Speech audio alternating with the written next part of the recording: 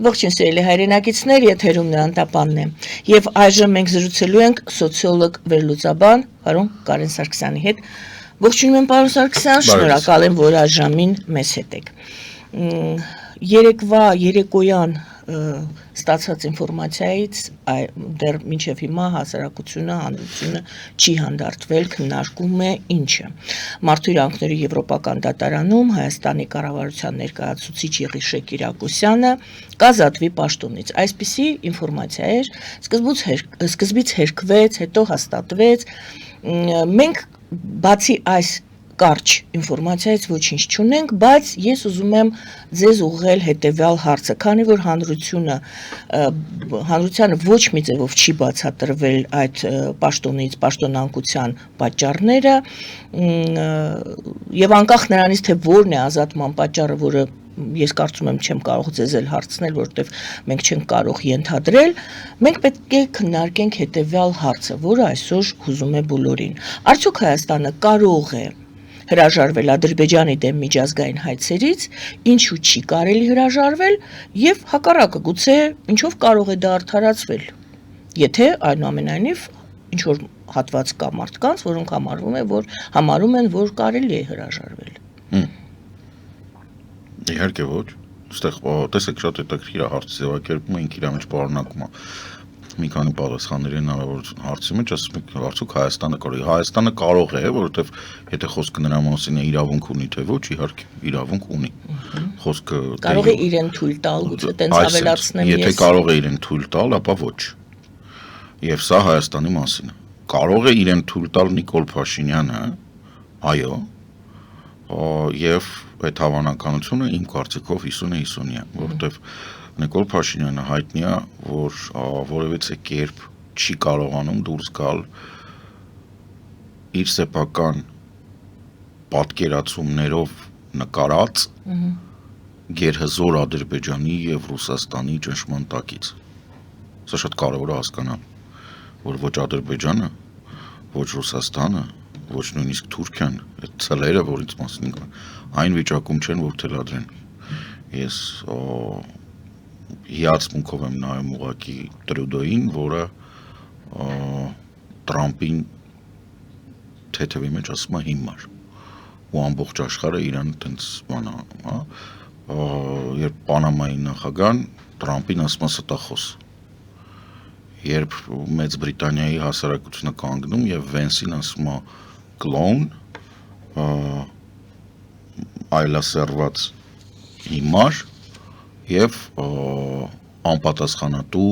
չգիտեմ ինչ, էլի վատ բառերով։ Այսինքն ամբողջ աշխարհում հիմա հարգի է, երբ որ դու ոնց որ ասում են resist, ընդդիմանում ես, դու կանգնում ես քո արժեքների համար։ Հակառակ ճամբարը դա գոյություն չունենալ։ Այն ինչ որ Տրամպը փորձում է Ուկրաինայի տանել։ Այսինքն Տրամպը փորձում է Ուկրաինային վաճառել Ռուսաստանին, ոչ մի բանի դիմաց։ Հիմա Հայաստանի կողմից հրաժարվել, դա ոնց որ գիտեք ինչի է նման, ոնց որ ինքը Իրանով հիմա Զելենսկին կանգնի ու Կիևի շուրջ ինչքան պետրիոտ կա, գնա անձամբ տրակացնի։ Այդ իր հոպի միջոցն է, հա, կարելի է այդ հոպի միջոցը օգտագործել։ Լավ, ինչ որ մի կերպ։ Լավ, մի քիչ հրթիռները պակաս են, բայց այն ինչ որ կա օգտագործես։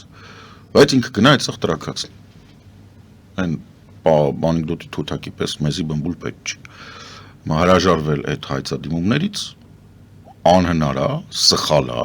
ռազմավարական է եւ ամենակարևորը Նիկոլի կադենցիայից դուրս է։ Այդ դատական որոշումները, դատական ընթացակարգը հաստատ չի ավարտվելու 26 թվականին եւ ինքը ռազմավարական նշանակություն ունի Հայաստանի Հանրապետության համար։ Այնքան երկար, որքան նույնիսկ իր ամենալավ երազանքներում Նիկոլը չի կարող ապրի։ Խոսքը երկարաժամկետ ռազմավարական որոշումների մասին է։ Եթե ինքը հիմա վախենում է, շատ պարզ է, դուրս արի կաբինետից, ասա հրաժարական եմ տալու, գնա քաղաքականությունից, թողեն մարդկանց, ովքեր չեն վախենում։ Այդքան է։ Այսինքն չկա այդ տարբերակը, չի դիտարկվում, որովհետեւ Համենայն դեպս Եղիշե Կիրակոսյանի այս ազատումը պաշտոնից իմաստ չունի, որ ես ձեզ հարցնեմ, կարծում եք արդյոք որ կապված է հենց դրա հետ, որ Եղիշե Կիրակոսյանը ես դες փորձում sense հուշեմ ուղակի կամ ոչ թե հուշեմ, այլ խոսակցություն տանեմ այնտեղ, որտեղ որ Եղիշե Կիրակոսյանը ասում էր, որ դա բացառվում է։ հետ կանչել հրաժարվել հայցերից։ Մոտավորապես դա անցած տարվա աշնանն էր։ Հիմա պատտվում են լուրեր, որ ինքը հենց այդ ժամանակ տվել է հրաժարական սեփական ցանկությամբ։ Եվ ոնց որ այդ ժամկետը, այսինքն աշնան տվել է եւ այդ ժամկետը, որը հիմա լրացել է եւ հիմա ինքը գնում, դա այդպիսի լուրեր են, որ ինքը տվել է աշնան։ Մոտավորապես որ հետեսնում գալի համընկնում այնտեղ, որտեղ որ այդ խոսակցությունը գնաց։ Նա կարող էր անժամկետ այդ իր դիմումը գրել եւ ասել, երբ որ հարցը գա հասնի նրան, որ չեմ ասում, ինչ ասես կարելի։ Ես ամեն դեպքում համարում եմ նախ եւ առաջ, որ ինքը շատ մեծ ահռելի ծավալի գործ է արել եւ ինքը արժանի է ամենայն հարգանքի, անկախ նրանից թե որն է պատճառը, որ ինքը հիմա գնում է։ Ես համարում եմ, որ ինքը փայլուն իրավական կարիերա կարա ունենա Իօգուտ Հայաստանի նաև միջազգային դատական համակարգում, որտեղ մենք գիտենք, որ այնտեղ հիմա բացեր կան եւ մեծ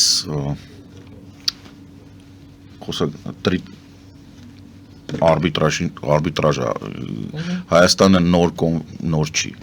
1888 թվականի կոնվենցիան է եւ 1907 թվականի կոնվենցիաներն են, որ Հայաստանը հիմա պետք է ռատիֆիկացվի, որի շնորհիվ Հայաստանի համար բացվում է 3 դատավորի եւ 3 treaty արբիտրաժային դատավորի միջազգային արբիտրաժային դատավորի տեղ եւ մեծ հավանականությամբ ես համարում եմ որ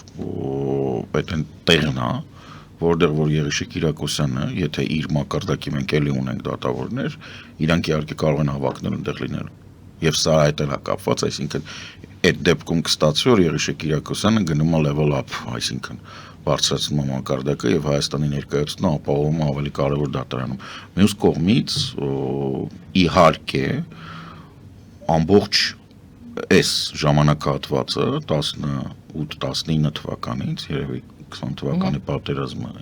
ավելի կարևոր է Նիկոլ Փաշինյանին տապալել են հանրության այդ աշխատանքը անվստահության ոչ կոմպետենտության, դիլետանտության պատճառով։ Այսինքն նույնիսկ այն ինչ որ բան կարող է լավը լինի, իրանք այդպես համարում են, որ ժողովուրդը արժանի չի իմանալ։ Ես դրա համար հիմա ձեռնպահ կմնամ ամեն դեպքում իմ դիրքորոշումը հետևյալն է՝ դատական հայցումները հանել չի կարելի, որովհետև ոչ մի գարանտիա մենք չունենք Ալիևից։ Ոչ թե որովհետև ոչ մի գարանտիա չունենք, նույնիսկ եթե ունենանք չի կարելի։ Պարզապես ընդգծենք, որ հանրությունը բացատրություն է սպասում կառավարությունից։ Հանրությունը շատ էմոցիոնալ է։ Հանրությունը հիմա կենտրոնացած է սխալ բաների վրա։ Հանրությունը հիմա սխալ բաների վրա է կենտրոնացած։ Հանրության համար հիմա ամենակարևոր կետը, որի վրա պետք է կենտրոնացած լինի, իրականում դա հարկային դաշտն է, որը շատ վատն է, դա տնտեսության վիճակն է, որը որ Նիկոլի այս կառավարման այս համակարգը տանում է դեպի ներքև, ստագնացիա, ստակուլացիա եւ այլն, այսինքն այստեղ խնդիրներ կան, որոնք անմիջականորեն վերաբերվում են հասարակությանը։ Եվ հասարակությունը պետք է կանգնի դրանց համար։ Խնդիրը հենց այդ է, որ սոցիալական ապահովություն, բանկային համակարգի անկանոն գործունեություն, այնտեղ չգիտեմ, հարկային բաների բարձրացում, այս ամեն ինչը անմիջականորեն ազդում է, բայց ամեն օր, որ մարդիկ ուշացնում են սրա մասին արձագանքելու իրանց իրավիճակը թուլացնում, որտեղ Եղիշե Կիրակոսյանը կլինի, չի լինի, դա փոքր հարց է, որի լուծումը գտնվում է մեր բոլորիս, ոնց ասեմ, կարանք միցինգ անենք, կարանք ասենք չի կարելի, կարանք գնանք դուրը ծեծենք, ասենք մի արա։ Այստեղ պարզապես ես ուզում եմ շեշտադրումը ճիշտ անենք Եղիշե Կիրակոսյանի հարցն է, թե հայցերի, միջազգային հայցերի հարցը։ Դե ֆակտո կապված են, որովհետև մեզ համար, հանրության իմ համար օրինակ, այդ ամբողջ հայցերը, անմիջական ես ուղղակի ապշած եմ այդ որոշումներից, նայում եմ ինքն է, դա իմ մոտ հիմա ասոցիացիա, դա Եղիշե Կիրակոսյան։ Պարզավոր ինքը ունի թիմ, ես հասկանում եմ, որ ինքը մենակ չի։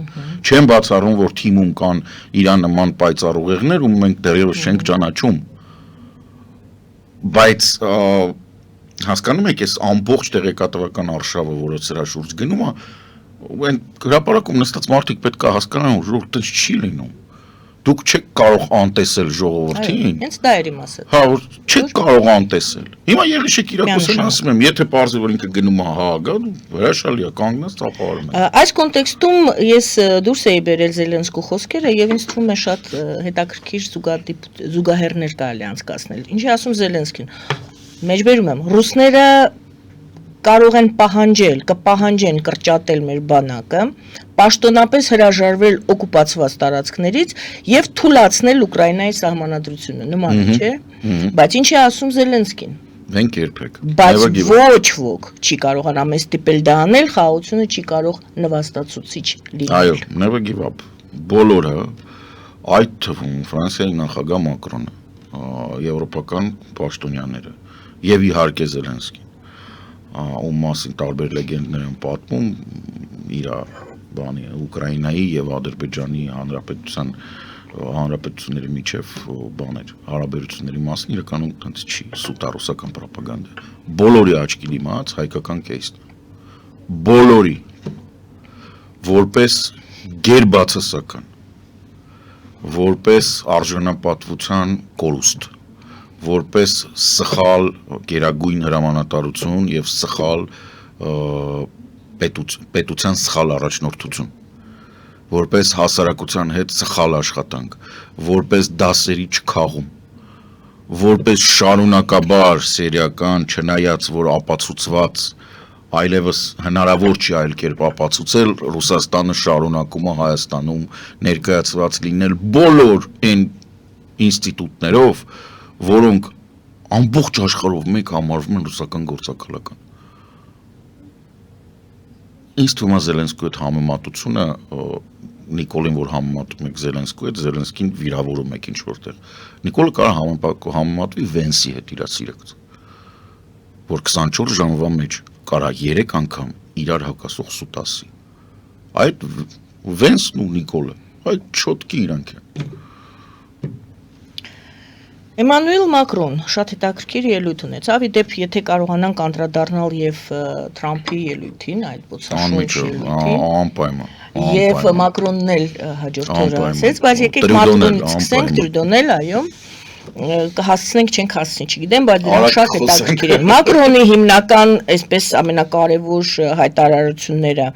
նա ասում է Եվրոպայի ապագան չպետք է որոշվի Վաշինգտոնում եւ Մոսկվայում։ Դա է մեկը, երկրորդը նախաձեռնելու եմ, դուք հիմա մեկնաբանելու եք, նախաձեռնելու եմ եվրոպացի դաշնակիցների հետ ռազմավարական քննարկումներ Ֆրանսիայի միջուկային զենքի հովանոցը ողջ Եվրամիության վրա տարածելու հարցով։ Ինձ մոտ այսպեսի հարց, ես այսպես հարցով խնդրեմ արդեն ձեր մեկնաբանությունը։ Արդյոք Թրամփը չի ցանկանում, ասում են Թրամփը չի ցանկանում ուժեղ եւ միասնական Եվրոպա։ Ինչու՞։ Թրամփը չի ցանկանում ուժեղ եւ միասնական Եվրոպա, վերջակետ։ Թրամփը համարում է, որ Եվրոպան, ինչպես նաեւ Կանադան եւ Մեքսիկան պետք է դառնան իր երազած ամենայի, որը գոյություն չունի, ինչպես եւ Նիկոլի իրական Հայաստանը, Պուտինի ռուսկի միրը, այդ բոլոր բաները, Էրդողանի Օսմանա Թուրքիան, իրանք բոլորը գոյություն չունեն, իրանք բոլորը գոյություն ունեն մենակ բորբոքված մտածելակերպի մեջ արձակողներ։ Թրամփին պետք է Եվրոպան թույլ, որպեսզի Եվրոպան սպառի ամերիկյան ապրանք։ Կանադան պետք է սպառի ամերիկյան ապրանք եւ տա այդ չգիտեմ հանածողները ինքը պետք է տա իժանով ու ուտի այն զիբիլը, որը ամերիկան կարտադրի։ Մեքսիկան արտադրի այդ։ Հա, դրա համար ինքը ասում է, ինքը չի հասկանում։ Wall Street Journal-ը հասկանում եք դա իր թերթն էր։ Wall Street Journal-ը հակաբայդենական արշավի առաջատարն էր։ Wall Street Journal-ը 3 հոդված է գրել, որի մեջ ուղղակի բաց ասել է, որ սա հիմար է։ Հասկանում եք, երբ որ քո ԶԼՄ-ն, որը քեզ բերել է իշխանության, ասում է, որ դու հիմար ես, արդեն ժամանակն է մի տեղից մի հատ ատրճանակ ճարես, քեզ գլխից թողես։ Եվրոպա Միացյալ Նահանգներ։ Հենց այդ է հարցը։ Ինքը Կանադայի հետ տարիֆների պատերազմը Եվրոպային հենց տենց կախացապան, բայց Եվրոպայի վրա էլ է բան անելու։ Եվրոպան բաց ամենակարևորը Էմանուել Մակրոնը, Ֆրանսիայի նախագահն, ամենակարևոր բանը, որ ասում է, դա միջուկային զենքը չի։ Ինքը ասում է, որ մենք չգիտենք ինչ է լինելու։ Մենք պետք է պատրաստ լինենք, որ կոնֆլիկտի ժամանակ, որին որ Ռուսաստանը պատրաստվում է, ինքը ասում է, Ռուսաստանը պատրաստվում է 300,000 զորք, հազարավոր տանկեր եւ կործանիչներ։ Ինքը ասում է, մենք պետք է պատրաստ լինենք, որ Ամերիկան կլինի ոչ մեր կողքին։ Իսկ երբ որ դու խոսում ես կոնֆլիկտի մասին, որի մի կողմը Եվրոպան է, մյուս կողմը նրանք, ովքեր ուզում են Եվրոպան ոչնչացնեն, եւ Ամերիկան ոչ քո կողքին, նշանակում է ինքան դեղա։ Ես ես հիշացնեմ Ամերիկայի Միացյալ Նահանգների հրամանով կասեցվել է Ուկրաինային հետախուզական տվյալների տրամադրում։ Օթում շուր են տվել հետադարձ U-turn են տվել ինքնաթիռների, որոնք տանում էին Ուկրաինայի օգնություն։ Սա ոչ այլ ինչ ականց դավաճանություն, բայց սա ստորագրություն է, որ ինքը պատկանում է, ինքը, սենց ասեմ, ինքը Պուտինի նման անձնավորություն է։ Ինքը նորմալ է անկալում, որ ինքը կարա հետախուզական տվյալները փակի, ասելով, որ ես ուզում եմ դուք գաք խաղաղության։ Չնայած որ հենց այդ գիշեր, ասեմ ինչն է հետախուզական, այնպես չէ հետախուզական, մարդիկ բան չպատկերացնեն։ Հիմնական բանը, որը լուծվում էր, դա հրթիռների բաց թողումն էր ռուսական։ Այդ բաների MiG-31-երը, բաները, Tu-95-երը, որ օդ էին բարձրանում եւ գալիս էին Ուկրաինային, ռմբակոծելու Ուկրաինան ժամանակ էր ունենում, լուֆտ, ամերիկան ասում էր, որ բարձրացել են, ուկրաինացիք լուֆտ էին ունենում, նրան որ բաց են թողել, ասենք չգիտեմ, օդային տագնապ հայտարարի։ Հիմա էլ չկա այդ տարբերակ, հիմա մարդիկ են մահացել։ Այն պահից, որ ինքը ակտիվորեն ստիպում է Զելենսկուն ամեն ինչը կասեցնելով, զինվորական օգնություն, բան, հետախուզական տվյալներ, այդ կասեցնելով, ասում արի նստի խաղաղության, ուկրաինացի խաղաղ բնակիչները, որոնք որ զոհվում են, դրանք բոլորը Տրամպի ձեռքերի վրա են։ Մակրոնը, որպես մարդով պատասխանատվություն է կրում, փաստացի Եվրամիության միակ երկիրն է, որը ունի միջուկային զենք, հենց դրա հետ է կապված, որ ինքը կարող է առաջարկել ամեն ինչ, որպեսզի Եվրամիությունը պահի, որովհետև հայտարարությունը Եվրամիության, ես պետք է ասեմ, որ այստեղ Հայաստանում ընդհանրապես չերևաց դա։ Ուրսուլա ֆոն դեր Լայնը 2 օր առաջ հայտարարեց եվրոպական այդ համագործակցության ռազմական նոր բլոկի մասին, ոչ թե բլոկի, այլ նոր ծրագրի։ Այդ ծրագիրը բաղկացած է 5 կետից։ Առաջինը դա ֆիսկալ կանոնի փոփոխությունն է երկրների նկատմամբ, որը թույլ կտա հասցնել միջինում, Եվրամիության միջինում հասցնել ծախսերը հնայի մինչև 3-6%, որոնք կապված են պաշտպանության հետ, որը կբերի մոտարապես 680 միլիարդ եվրո, մի փոքր ավել, ընդհանուր պաշտպանական բյուջեի։ Բացի դրանից 150 միլիարդ եվրոյի Եմեն իր միջոցներից վարկային ծրագիր է բացում, զենք զինամթերք հիմնականում հակաօդային միջոցներ եւ հրետանային համակարգեր արտադրելու համար, որը գումարային գալիս է, բացի դրանից գոյություն ունի նաև Նորվեգիան, Շվեյցարիան, որոնք իրանք իրենց հերթին չլինելով Եվրամիության անդամ եւ Մեծ Բրիտանիան ակնհայտորեն, որոնք չլինելով բանի անդամ, Եվրամիության անդամ, միևնույն ժամանակ համընդհանուր եվրոպական այդ ընդհանուր շարժման մեջ են։ Օրինակ Նորվեգիան, Մեծ Բրիտանիան չնայած որ Եվրամիության մեջ չեն եւ ՆԱՏՕ-ի մեջ են, բայց հաշվի առնելով որ ՆԱՏՕ-ի հանդեպ Տրամպի վերաբերմունքը կարա բերի եւ արդեն բերել է ՆԱՏՕ-ում մեծ ճգնաժամի, օրինակ Տրամպի, այսպես ասած, եւ Պուտինի լավագույն ընկեր Օրբանը ամեն ինչ կասեցնում է, Նորվեգիայի, Մեծ Բրիտանիայի եւ մեծ հաշվով Նորդիկ Բալտիկ երկրների, այդ թվում Մեծ Բրիտանիայի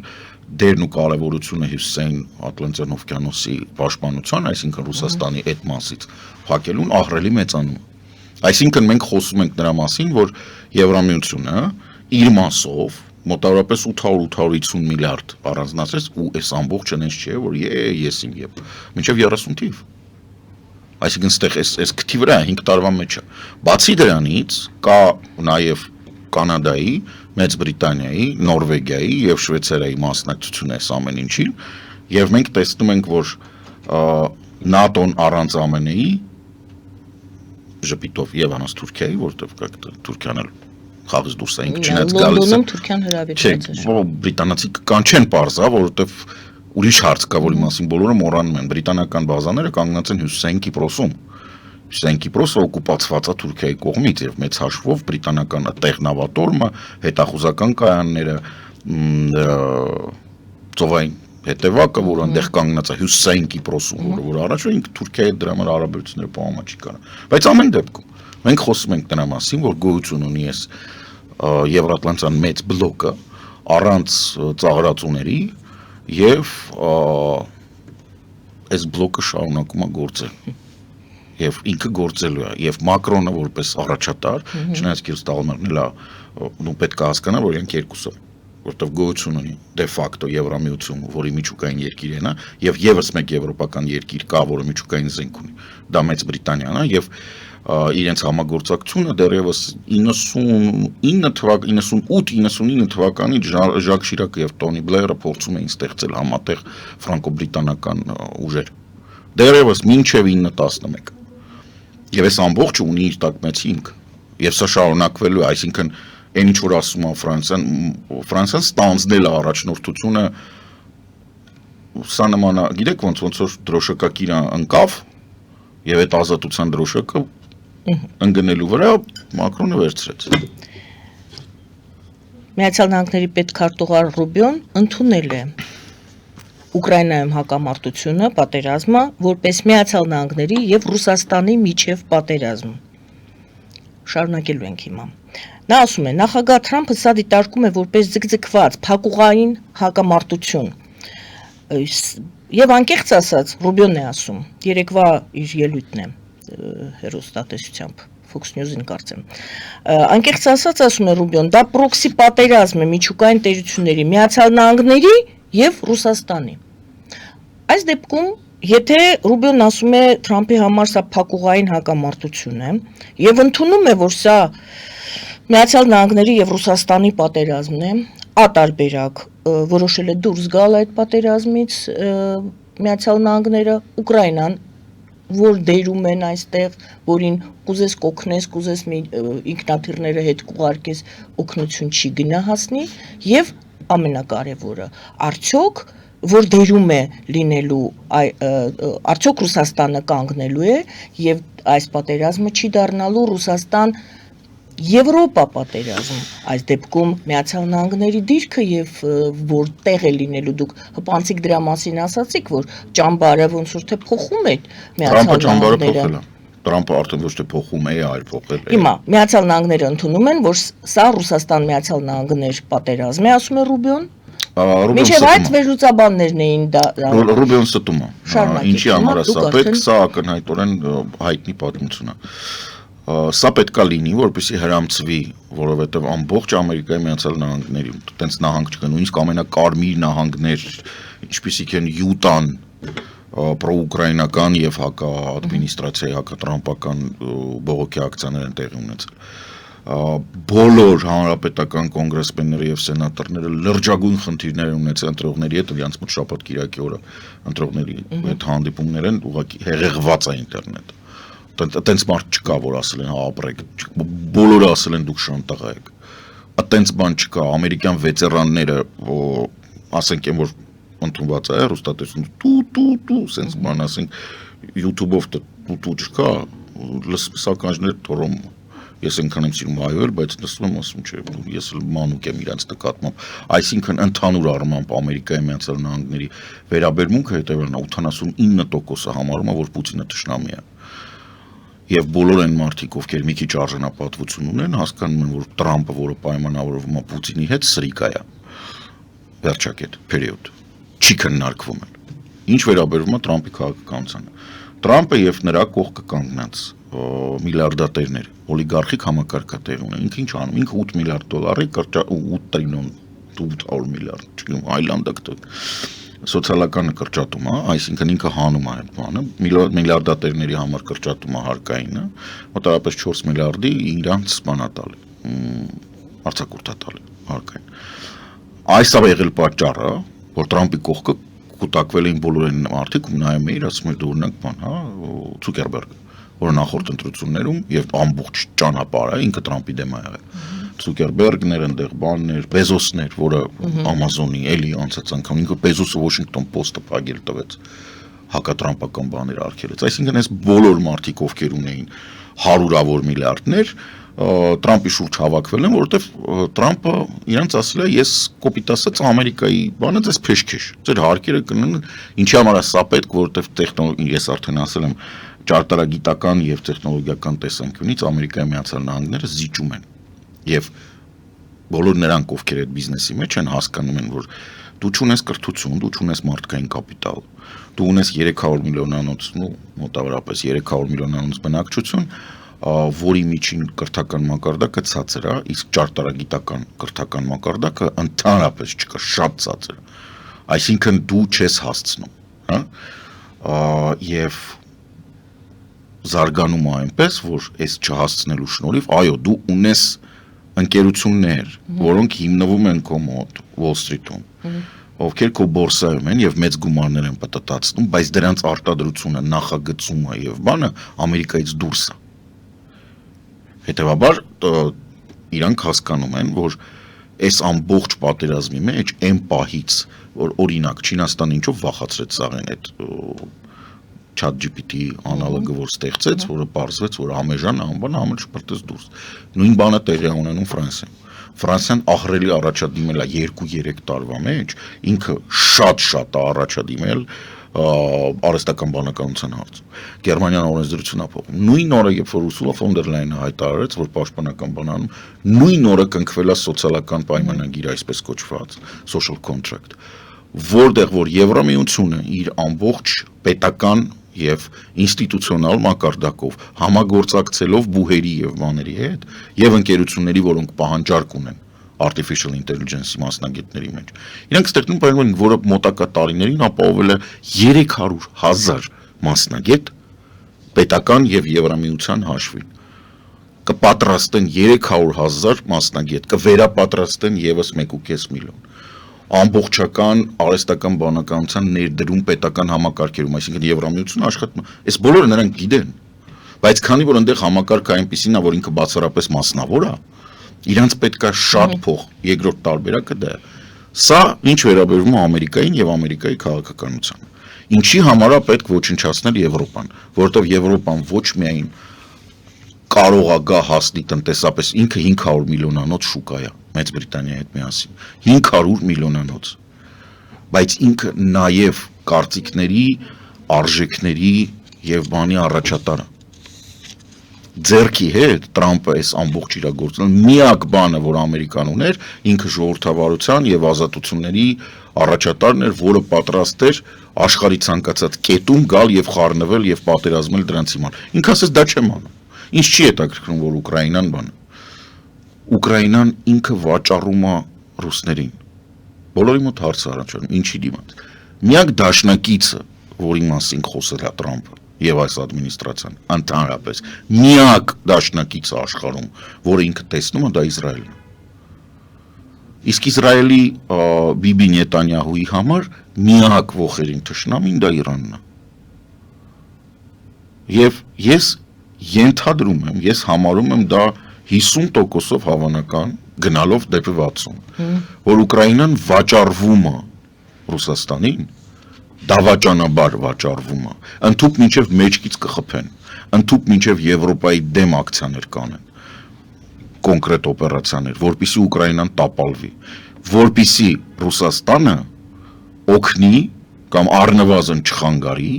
երբ որ Իսրայելը որոշի Իրանին խփել։ Այս է խնդիրը։ Մենք ունենք երկու բան, ինքը համարժեք է։ Ինչա սա էական, որովհետև մեկ հին ամերիկյան օլիգարխիայի համար աշխարհի գազային եւ նավթային վարկանիշներով Իրանն ինչ որ շատ հետ է։ Ինքը top 5-ի մեջ է։ Եվ ինքը ապահովում է իր նավթով եւ գազով եւ կարող է ապահովել ավելին երկու հիմնական երկիր, որը Տրամպը ուզում է կապի իրան, կլիենտ երկիր։ Դա Չինաստանն է եւ Հնդկաստանը։ Հնդկաստանին պատժելը ոնց տեղի ունեցավ։ Պակիստանին $400 միլիոն բանա Տրամպը, այն որ սուսիկ-փուսիկ տակից $400 միլիոն փաթեթ ռազմական տվե եւ 16-ների բան անելու։ Պատկերացնեք, Թուրքիան ինչի տվե, Պակիստանին տվել է, դա նույն բանն է։ Բայց սա ինչ է, սա նշանակում է, որ ինքը Պակիստանին մեծացնում է ում դեմ։ Պակիստանը ուրիշ մեծանալու տեղ չունի, դա մենակ Հնդկաստանն է։ Այսինքն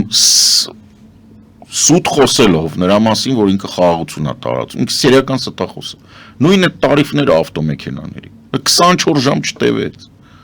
Գիտեք ոնց են վրան ծիծաղում։ Ասեք որպեսի մաս լինի, ինչ մաս։ Տարիֆները Կանադայի վրա ուզում է, Կանադայի, Մեքսիկայի վրա 25% տարիֆ, կանադական նավթի գազի վրա 10%, հեսա Չինաստանին պլյուս 10%, 20, հեսա հանեմ, փրթեմ, բան, is our beautiful country, բան, sense բան կանեմ,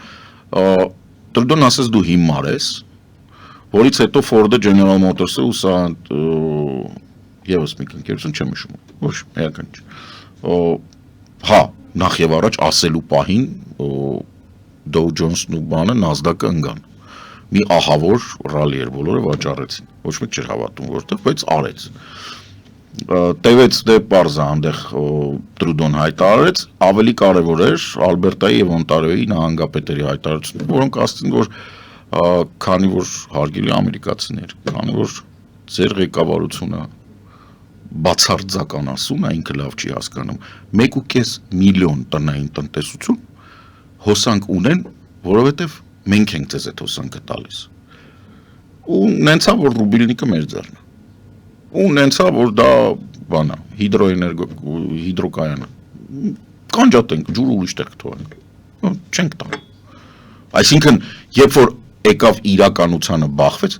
24 ժամ չի անցել, 23 ժամ հետո ասեց բան, պարզա չէ Twitter-ում հայտարարեց, որ դե մենք իրանք կոդրվան, իրանք եկան, բան, սուտ։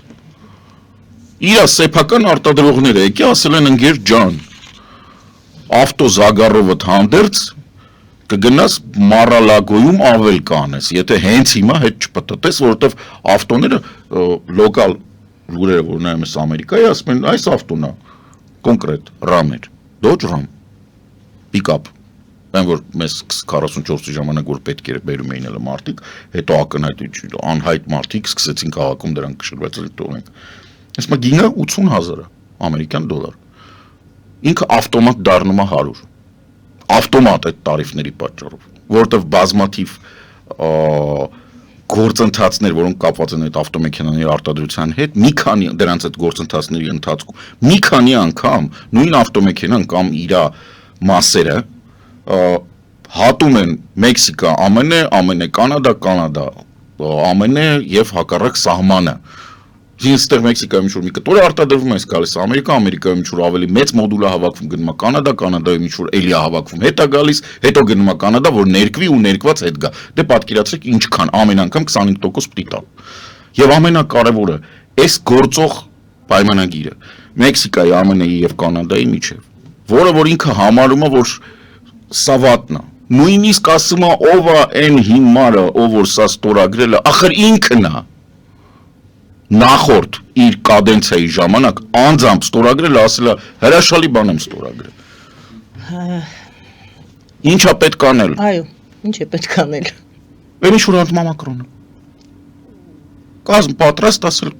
եկեք ընդունենք, որ Ամերիկայի Միացյալ Նահանգների ժողովրդավարության համակարգը այնպիսին է, որ ցանկացած հիմար կարա գա իշխանության։ Որ ցանկացած սրիկա, ով գալիս է ոչնչացնելու սոցիալական ապահովությունը, ով գալիս է, ասենք, չգիտեմ, Հարավ Աֆրիկայից ապօրինի Ամերիկա ներխուժած, չընտրված եւ չհաստատված անձին տալիս է հուշ գաղտնի տվյալներ, որը կարողանում է այդ անձը դադարեցնել, ասենք, չգիտեմ, ավիացիայի վարչություն գործունեությունը, առողջապահական համակարգը ոչնչացնել, ամեն ինչը ոչնչացնել, միջուկային զենքի պահպանության վարչությունը փակել։ Հասկանում եք, եթե Ամերիկայի Միացյալ Նահանգների ժողովրդավարությունը իդեալական է, ինքը այնքան իդեալական է, որ դեր կարող կան իշխանության։ Մենք սա պետք է ընդունենք։ Այսինքն հույս չպետք է դնես։ Էսա, այն ինչ որ Մակրոնը ասում է, այդ ասում է, մենք պետք է այնքան ուժեղանանք, որ Եվրոպայի բացի նրանից, որ չպետք է հարցը լուծվի Վաշինգտոնում կամ Մոսկվայում, որտեղ երկուսն էլ կակտը Եվրոպայից մի տեսակ բան են, փոքր են ու ածանցյալ են, այլ նաև ոչ մեկի մտքով պետք է չանցնի, որ Եվրոպայի որոշումները կարող կայացվեն Մոսկվայում, հեր կամ Վաշինգտոնում արդեն հեր։ Այսինքն գոյություն ունի եվրոպական քաղաքակրթություն, Տրամպը իրան դրեց այդ քաղաքակրթությունից դուրս։ Այստեղ ամենահետաքրքիրը այդ Մոսկվան եւ Վաշինգտոնը մեկ նախադասության մեջ կապելն էր։ Դե որտեղ նույնն են։ Գիտեք ինչ նախնդիրը, բազմիցս խոսում են բոլորը, ունենք ժամանակ։ Հա։ Ունենք։ Բազմիցս խոսում են, այս մարդը 80-ական թվական, Տրամպ։ Դուք կարող եք բացատրել, ոնց կարա մարդ ունենա 4 հատ կազինո ու բանկրոտ դառնա։ Կազինոյի բանկրոտը ո՞րն է։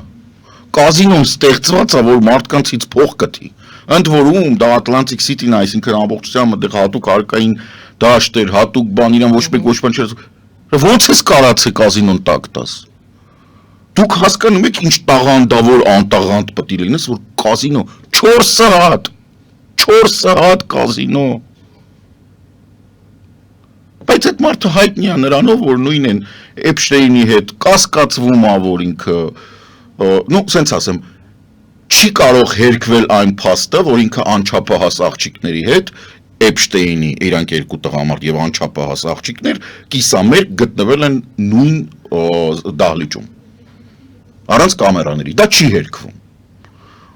Իմանալով ինչով է զբաղվել Էփշտեյնը, ակնհայտ է, չէ՞ որ այդ մարդուն նախագահել պետք չի ընտրել։ Բայց Ամերիկան ընտրեց։ Հասկանում եք, հիմա բաները բացում եք, ասենք YouTube-ը նայում ես ամերիկյան բաներ։ Ես շատ ափսոսում եմ, ես MAGA ակտիվիստ եմ, որ ընտրել եմ Տրամպին։ Տղա ջան, դու իզուր ես ափսոսում։ Այ քեզ պետքա սենց հավաքեն, տանեն Պակրովսկի ուղղության տակ, որ ընտանիքը տեսնա, ոնց ես դու դառնում պարտանյութ,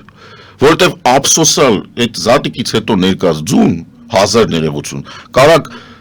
այն Ձվերի գնի պես, ձվերի հարցը գիտեք ինչի է ձուն բարձրանում, որովհետև մասկի գործունեության պատճառով փակվեց այն վարչությունը եւ այն գործընթացը ամենակարևոր որ լինում է, թռչնի գրիպ կոչվածը։ Փակել է։ Բայց Թրամփը Բայդենին է մեղադրում ձվերի թեմայով։ Պարզա Բայդենը դուք ծանոթ է չէ՞ մեզ։ Մենք մինչև 25 թիվը նախկիններին ենք մեղադրում։ Մեր ամոթ էլ մի ամիս չի անցել։ Ոչինչ որ Բայդենը իրան թողել է, ասենք ցածր ինֆլյացիա եւ աճող NASDAQ։ Հիմա հակառակն է։ Հարցը էդի չի։ Այս բանի պատճառով, թռչնի գրիպի պատճառով, այդ թռչուններին տը ոչնչացրել են։ Ձուն դրա համար չկա։ Հա։ Բայց խնդիրը որտեղ է, ասում հայտարարում են, որ հələ 41%-ով աճելու է։ Գինը, այս տարվա մեջ։ Այսինքն սա մասկի գործունեությունն է։ Ես չգիտեմ ամերիկացիք ում են մեղադրում։ Եկեք այնուամենայնիվ վերադառնանք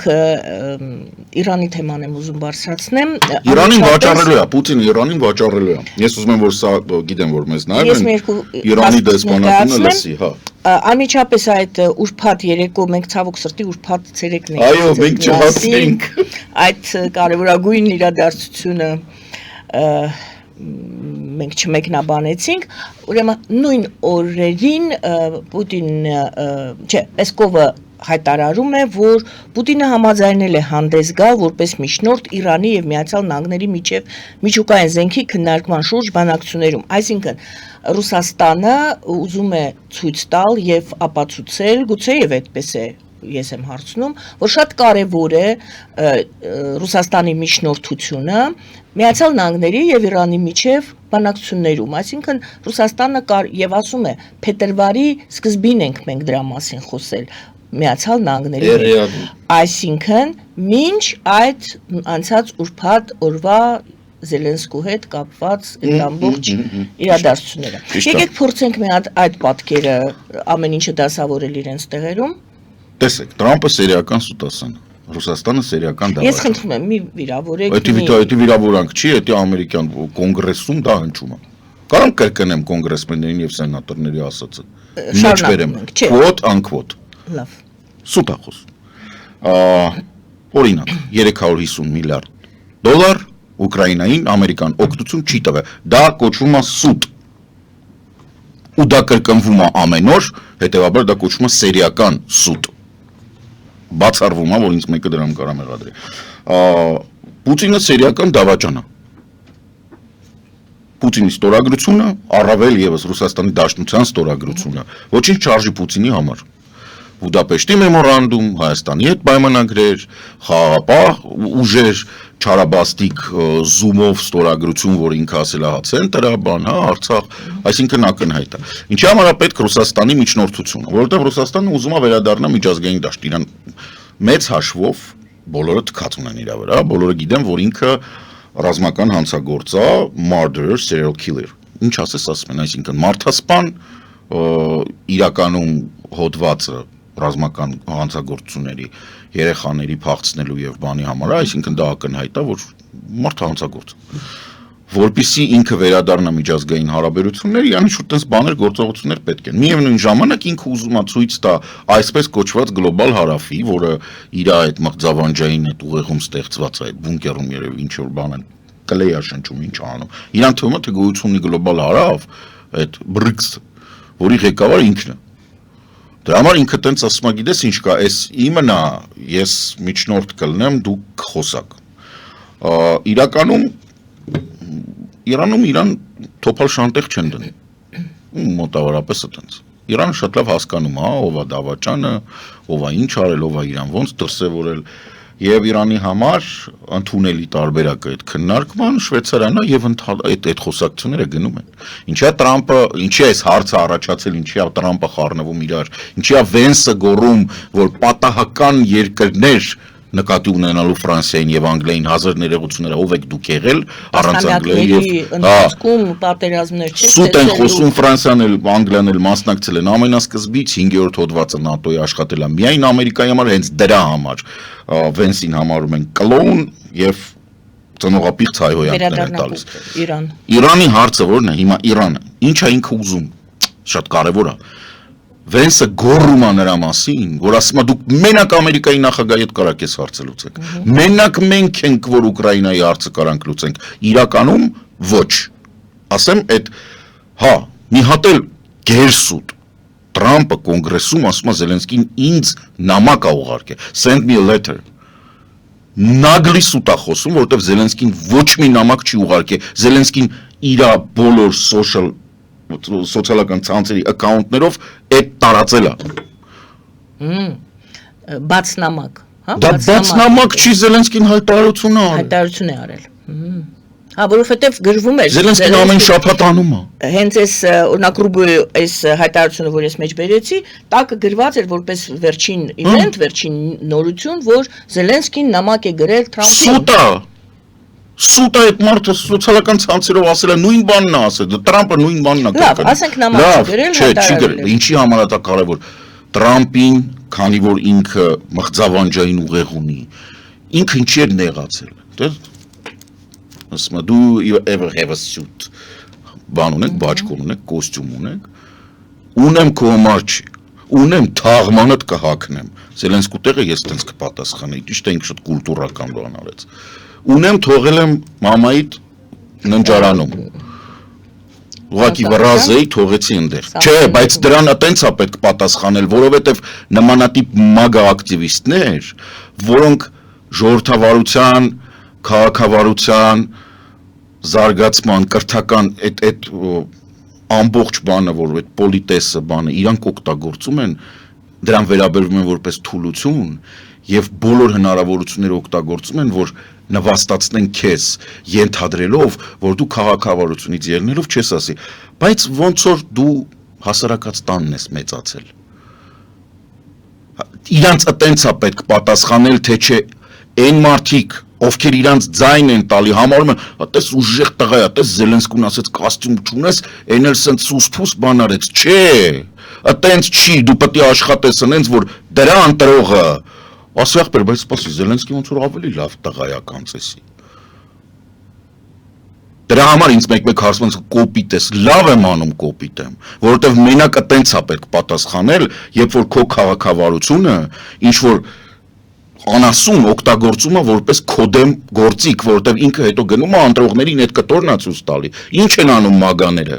Մագաները հիմա ցույց են տալի, տեսեք, Տրամպը բերեց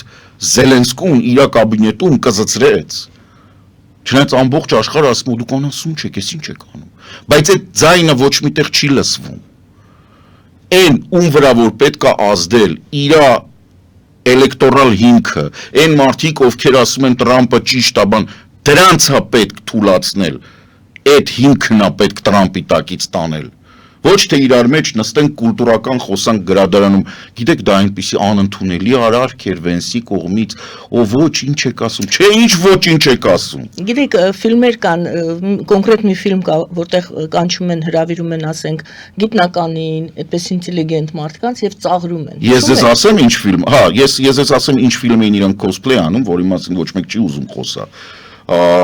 Դասական, իրոք դասական դա սկրին է։ Ինք ասում է դու եկել ես մոտս, բայց եկել ես առանց հարգանքի։ Այդ կրոսնացեցն։ The Godfather-ն։ Բայց դե պետքա հասկանալ։ Ացեք դուք պատկերացնում մարդը նստած է Oval Office-ում ու իրան ուզում է դնի The Godfather, այսինքն ինչ կնքահայրի տեղը, ինչ դեր ես խաղում։ Ինչ եք ուզում ցույց տա։ Ես գիտեմ խիա դա, որովհետև հասարակության մեջ, ամերիկյան հասարակության մեջ, այդ թվում, ցանկացած հասարակության մեջ դա կա։ Ռուսաստանը այտենց եկավ Պուտինին։ Ինքը ուժեղ ձեռքի կարիք ունի։ Այդ ուժեղ ձեռքի կարիքը գոյություն ունեն ինչ-որ sense տրիգերներ, որոնք աշխատացնում են։ Հիմա Տրամպին աշխատացրեցին այդ տրիգերը։ Մի մասը կերավ, ասեց ուժեղ տղա է։ Ինչ է ինքան, ինքը ստեղծում է էլեկտորալ 26 թվականի կոնգրեսի ընտրություններին, որտեղ հիմա իր առավելությունը շատ փոքր է։ Ու ինքը հիմա սոցիալական բաները կտրելու է։ Հետևաբար իրան նոր բան է պետք, իրան պետք է, որ իր կողմնակիցները ակտիվորեն գնան, իսկ իր կողմնակիցները ուզում են ուժեղ ձեռք։ Ժամանակը քիչ է, նորից վերադասավորում ենք, նայում ենք։ Փաստորեն Ռուսաստանի այս հայտարարությունը հենց այդ ժամանակահատվածում ցույց էր տալիս, որ Միացյալ Նահանգները հիմա հարցի տեսքով եմ տալիս, արդյոք իսկապես Միացյալ Նահանգները Իրանի հետ իրենց հարաբերություններում ունեն Ռուսաստանի կարիքը եւ ընդհանրապես Ռուսաստան եւ Միացյալ Նահանգներ դա արդեն ձևավորվում է մեկ ճամբար, որտեղ Միացյալ Նահանգները կախված են Ռուսաստանից։ Այո, միանշանակ։ Եվ իրանք արագ-արագ սանում են, որտեղ իրանք արագ-արագ է պետք, որտեղ Գազայի տարբերակը չի ստացվում։ Գազան չի ստացվում։ Այսօրվա հիստերիկացած իր տվիտերը Տրամպին չի մասն են խոսում։ Պուտինին եւ Տրամպին խիստ անհրաժեշտ է շատ արագ էս հարցերը լուծել, ինչու, որտեղ իրականում եթե ամերիկյան օգնությունը շարունակվեր նույնիսկ այնքան ծավալներով, որը կար, եւ այս խոսակցությունը մնար օդում, ինչի կասեցվեց օգնությունը, Ռուսաստանը սպառվում է ավելի շուտ, քան ուկրաինական կողմը, որտեղ ուկրաինական կողմին աջակցում է համ Եվրոպան, համ Ամերիկան աջակցում էր, հիմա Եվրոպայի աջակցությամբ առնվազն Ուկրաինան թույլ չի քան Ռուսաստանը, բայց մինչև ուժեղանա ժամանակ կտանի, բայց Ամերիկա պլյուս Եվրոպա օգնությամբ Ուկրաինան ավելի ուժեղ էր։ Եվ խնդիրը գալիս էր կանգնել մենակ նրան, թե երբ Ուկրաինան կկուտակի բավական ուժեր, որպեսզի առանձին ուղղություններով բայց Ամերիկան դուրս է գալիս այդ։ Ամերիկան դուրս է գալիս։ Հիմա Ուկրաինան բավականաչափ թույլ չի, որպեսզի իրանք կոտրեն։ Ինչի է կատաղությունը Վենս արտաբերում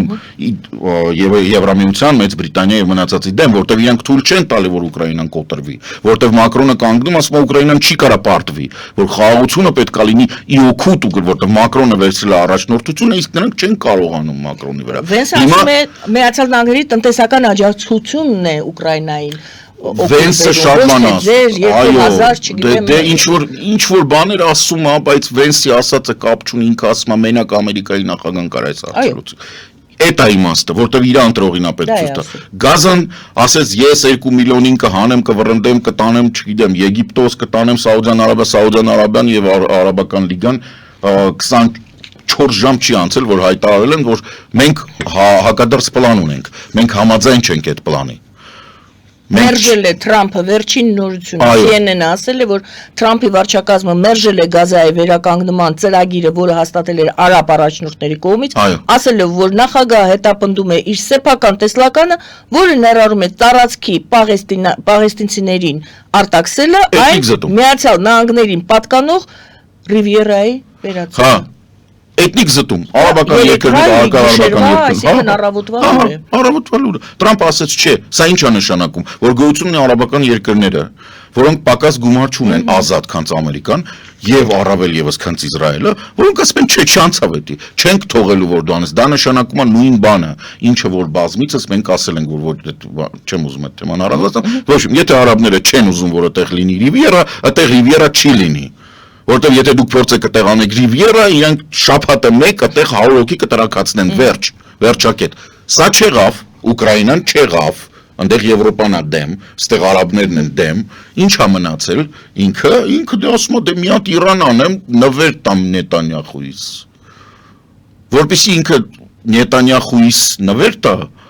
ինքը պետք է ապահովի, որ ինչ որ մեկը Իրանին դավաճանի, ընդ որում այդ մեկը արդեն դավաճանել է Իրանին։ Ինքը արդեն Սիրիայում Իրանին դավաճանել։ Ինչի մասին Իրանի իսլամական բանի հեղափոխության կորպուսի հրամանատարներից մեկը խոսում էր, որ երբ որ Իսրայելի օդուժը գալիս էր մեզ հարվածելու Սիրիայի տարածքում, ռուսները անջատում էին ռադարները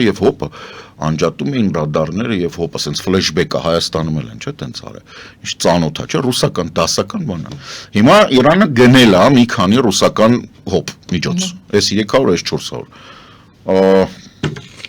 Կարամ գրազգամ, որ անհրաժեշտության դեպքում դրանք չեն աշխատի։ Այսինքն խնդիրը որն է, ոնց են պայմանավորվել, որտեղ եմ ես տեսնում պայմանավորվածությունը, ենթադրում եմ, որ դա 50-ից ավել տոկոս հավանական է։ Պուտինը ասել է, ապեր քեզ Իրանն է պետք, ինձ էլ Ուկրաինան։ Ես քեզ կտամ Իրանը, դու ինձ կտաս Ուկրաինան։ Վերջակետ։ Всё։ Տրամպին ինչ որ մի բան պետք է որ հրամցնի, որովհետև գները չի իջնում, ինֆլյացիան բարձր է։ Նյու Յորքի ֆոնդային բիրսան, ու ոչ միայն Նյու Յորքի ֆոնդային ինդեքսները անկման մեջ են։ Տարիֆային պատերազմը դեռ նոր ասկսե բոլորը հիմա խոսում են ավտոմեքենանից, բայց դեռ ավտոմեքենաները չէին մենակ։ Գյուղատնտեսական ապրանքներ կան։ Բոլոր այդ մնալ raw materials, մնացածը, ասենք հանածոներ, բաներ, անտառ, ինչ ասես կա։ Ավոկադո, լայմ, գուակամոլե, տեկիլա, այդ ամեն ինչը Մեքսիկայից է փակվում, Եվրոպան է սպասում բանի, ալյումինիում ունեն ու պողպատ ունեն, էդ էլ ամբողջ են գնելու տարիֆների տակ։ Տրամպը հիստերիկացած բանի մեջ է, եւ քանի որ ինքը ստախոս է, բոլորը արդեն չեն հավատում, բոլորը սպասում են ինչ կանի, իսկ սա իր համար ամենավտանգավորն է, որովհետեւ իր նման բիզնես գործիչների համար էական է, որ շոկ ստեղծի, այդ շոկի ընթացքում քյարփոքի։ Այսինքն գա գոռասի, գիտես ինչ կա, հեսա ոստիկանությունը գալիս է բանեսի, էսի տուր, դու գնա, ես կվերցնեմ իմ վրա բան, ձերցնի մի բան վերցնի, հետո ասի ով, ես քեզ բան չեմ վերցնի։ Իրանի հետ այդպես կարող է խոսել։ Չէ, ինքը ոչ մեկ այդ տենց չի կարող խոսել, բայց ինքը կարող փորձի։ Ինքը օրինակ տենց փորձեց Կանադայի վրա։ Ես հիանում եմ, խոնարհվում եմ ուղակի, Կանադայի արտգործնախարարը ֆանտաստիկ ելույթ ունեցավ BBC բան, այդ պետք է նայել։ Ես այտենց այտենց դասական ոչնչացրեց, դասական ընդ որում նաև խորհուրդ տվեց Ուկրաինային ոնց, այնտեղ ինչ որ ես այդ խորհուրդը կվերցնեի, օրինակ մեր մոտ էլ ցույց կտայի։ Ասում այտենց մարդկանց հետ դուք չպետք է ասեք, օրինակ մենք խաղաղություն ենք ուզում։ Դուք պետք է ասեք այ էս ու էս իմն է։ Դու հետո ինչ ուզում ես արա, դու արի ասա ինչ ես ուզում։ Հեշտ է ասում, Զելենսկին անգամ այդպես չի խոսում։ Իսկ ով ասաց որ Զելենսկին օրինակ տենց խոսի։ Չէ, Զելենսկինը տենց է խոսում։ Զելենսկին ասում է ինձ պետք է։ Ասում է ես չեմ անի։ Չէ, տենց չէ, այդ չեմ անին սխալ է։ Ասեք։ Պետք է ասես որ Զելենսկին ասում է ինձ պետք է կայուն խաղաղություն երաշխիքներով։ Եվ իմ բանի հաստատում կարգավիճակի։ Վերջ, այստեղից սկսած ես պատրաստ եմ բանակցել։ Օրինակ մեզ մոտ դա կլիներ հրաշալի։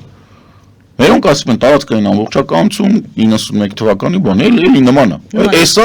ասում ենք դալշի գնում ենք։ Ուղղակի մերոնք չեն կարողանում հետո Տրյուդոյի բանը որտեղ է, ինքը սա ասեց, երկրորդ բանը որտեղ է, այդ որ ինքը ասեց պատժամիջոցներ, բաներ, տարիֆներ։ Տրյուդոն ասեց, գիտես ինչ կա։ Մենք էլ ենք տարիֆ մտցնում։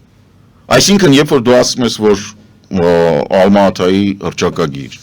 որ իմ տարածք, որ էս ինչ։ Դրանից հետո, երբ որ ինի ասում է բան եմ ուզում, միջանցք եմ ուզում, դու պետք է ասես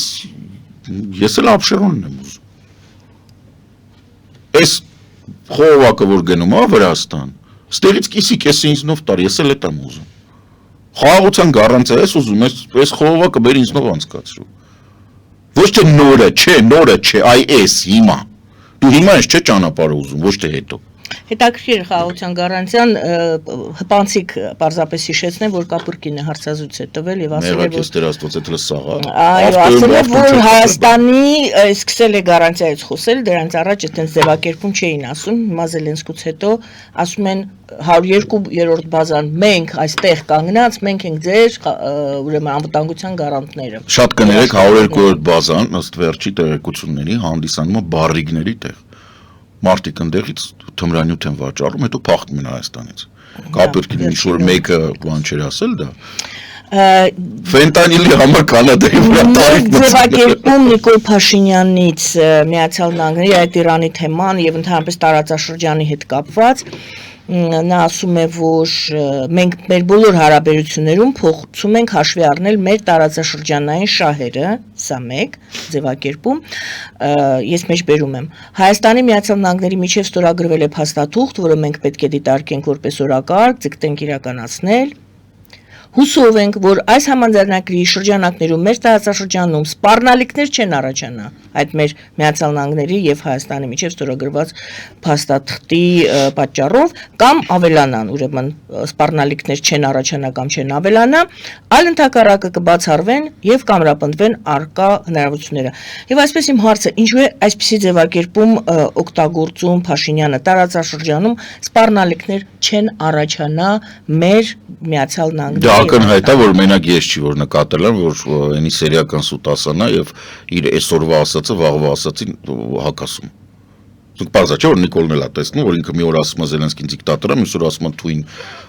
նախագահ ամենալավ նախագահն է, հետո ասում է դու պետք է հրաժարական տաս, հետո ասում է առանց հարգանքի ես մոտս եկել, տեսնում է չէ որ ինչ-որ բան են չի գալ խողերի հետ դիմացինը։ Ակնհայտ ասա։ Ես ասում եմ, ես չի պատկերացնում, որ աշխարհում ինչ-որ մեկը ինձ կստիպի վերագնահատել Նիկոլ Փաշինյանի վարքը։ Դե սա կոնտեքստը հետևյալն էր Փաշինյանից էլի մեջբերում այսօր ոնց էր Փաշինյան չէինք մեջբերել Միացյալ Նահանգներում նոր վարչակազմ է ձևավորվել, ասում է Փաշինյանը,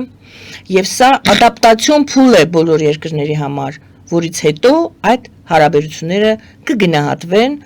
Ես խորհուրդ կտամ Փաշինյանին շատ քիչ խոսել դրա մասին, մեծ հաշվով, որովհետև ոչ միայն ադապտացիոն փուլ է, այլ նաև պետական համակարգը Ամերիկայի Միացյալ Նահանգների տեկտոնիկ շարժումների մեջ է եւ կրճատումների եւ քաղաքական եւ գաղտնի փաստաթղթերը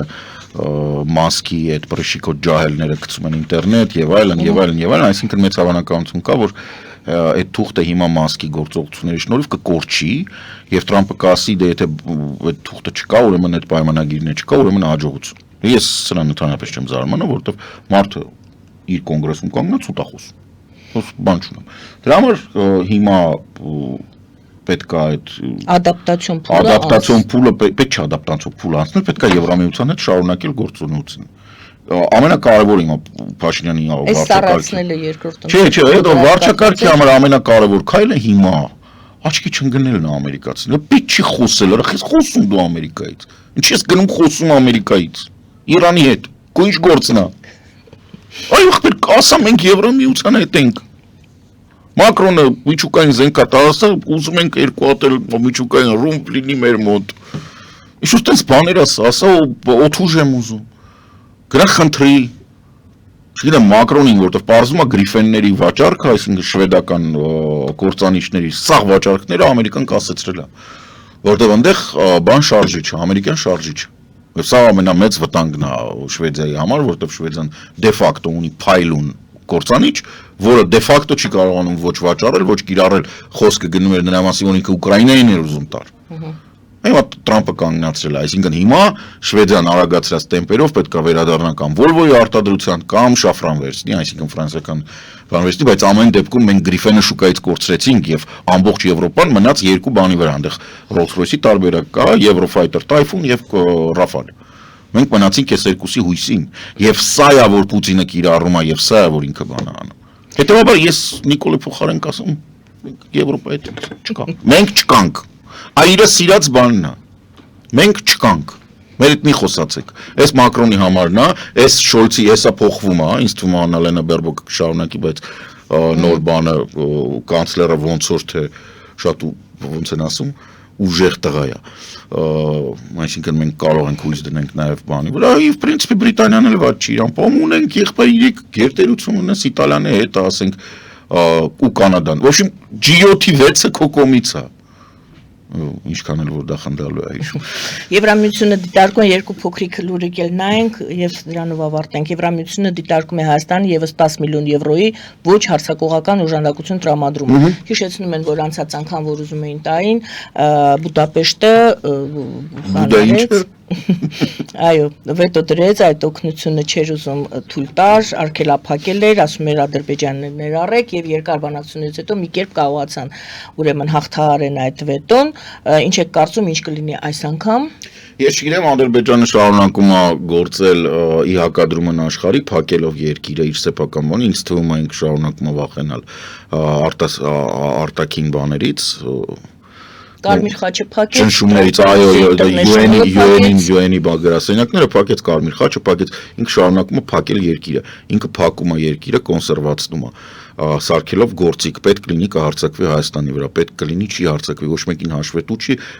միջազգային մարդիկ, դրսի մարդիկ չկան, հետախուզության կոնկրետ դե ֆակտո հետախուզության բանը կանգնած է, չնայած դա բավական լուրջ հիմարություն է, որովհետև բոլոր դեսպանատները կան, կորպորացիաները աշխատում են եւ այլն, այսպես այնտեղ հետախուզական տվյալներ ճարելը դժվար չի այսօր արբանյակային բանով, բայց հա, ինչ որ բանով ինքը դառնում է ավելի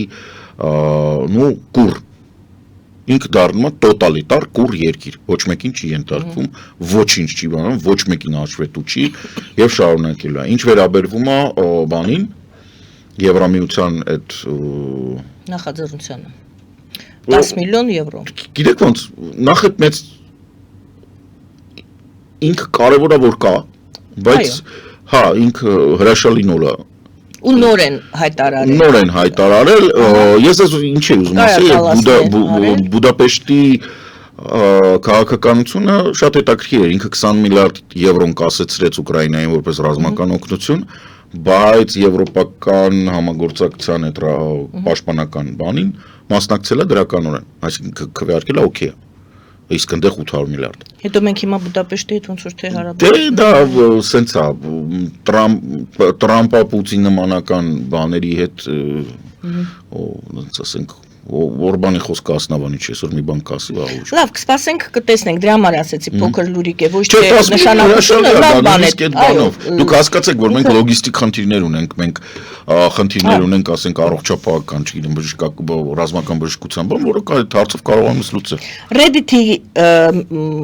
հիմնադիր մեր հայրենակիցը Ալեքսիս Օհանյանը հայտարարել է, որ TikTok USC գնելու պաշտոնական տեխնացու է։ Դրան ոնց եք վերաբերում։ Նորմալ։ TikTok-ը եթե հանկարծ